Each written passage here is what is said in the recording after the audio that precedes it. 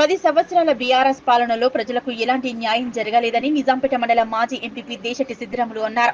ఈ సందర్భంగా ఆయన శుక్రవారం మీడియాతో మాట్లాడుతూ 10 ఏళ్ల బీఆర్ఎస్ పాలనలో ఎలాంటి అభివృద్ధి జరగలేదన్నారు. కాంగ్రెస్ ప్రభుత్వం రాష్ట్ర ముఖ్యమంత్రి రేవంత్ రెడ్డి ఇచ్చిన మాటకు కట్టుబడి ఉన్న మాట నిలబెట్టుకున్న రైతులకు ఏకకాలంలోనే 2 లక్షల రుణమాఫీ చేస్తా అన్న మాట నిలబెట్టుకున్నారని, రైతుల పక్షపాతిగా కాంగ్రెస్ పార్టీ నిలిచిందని కొనియాడారు.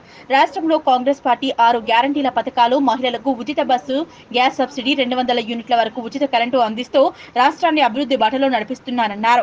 గత బీఆర్ఎస్ పాలనలో నిరుపేదలకు ఇలాంటి పథకాలు అందలేదన్నారు. త్వరలో అందరికీ రేషన్ కార్డులు అందేలా రాష్ట్ర ప్రభుత్వం చూస్తోందని, భారతదేశంలోని ఏ రాష్ట్రంలో 2 లక్షల రుణమాఫీ చేయలేదన్నారు. ఆ ఘనత ముఖ్యమంత్రి రేవంత్ రెడ్డికే దక్కుతుందన్నారు. అదేవిధంగా ఎస్సీ వర్గీకరణ విషయంలో సుప్రీంకోర్టు తీర్పు శుభ పరిణామమన్నారు. 50 ఏళ్ల కోరిక నెరవేరడం జరిగిందని, దానికి అసెంబ్లీలో రేవంత్ రెడ్డి ఎస్సీ వర్గీకరణకు పూర్తి సహాయ సహకారాలు అందిస్తామన్నారు.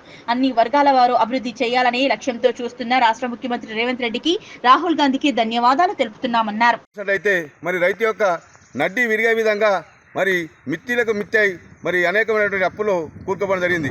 దాన్ని చూసి మరి చెల్లించిపోయినటువంటి గౌరవ ముఖ్యమంత్రి గారు రైతులకు వెన్నంటూ ఉండాలన్నటువంటి ఆలోచనతో ఇచ్చిన మాట ప్రకారము 2 లక్షల రుణమాఫీ చేయడం జరిగింది.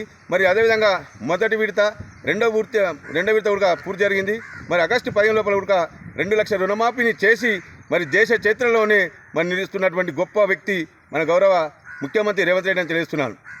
అదే విషయమైతే మరి గతంలో 10 సంవత్సరాల నుంచి ఎలాంటి మరి రేషన్ కార్డులు ఇవ్వకుండా, అదేవిధంగా ఒక ఇల్లు ఇవ్వకుండా, మరి అదేవిధంగా ఎస్సీ కార్పొరేషన్ సంబంధించినటువంటి నిధులు ఇవ్వకుండా, ఒక ఇల్లు లేదు, ఏమి లేకుండా మరి చాలా రాష్ట్రం వెనుకబడడం జరిగింది. ఇలా రాష్ట్రం వచ్చిన తర్వాత మరి 6 గ్యారంటీలతోని మరి మా మహిళలకు, అక్కజనులకు మాట ఇచ్చిన ప్రకారము ఉచిత బస్సు సౌకర్యం కల్పించడం జరిగింది. అదేవిధంగా మా అక్కలకు మరి ఇంటిలో భారమైతున్న ఉద్దేశంతో గ్యాస్ సబ్సిడీ కూడా ఇవ్వడం జరుగుతుంది.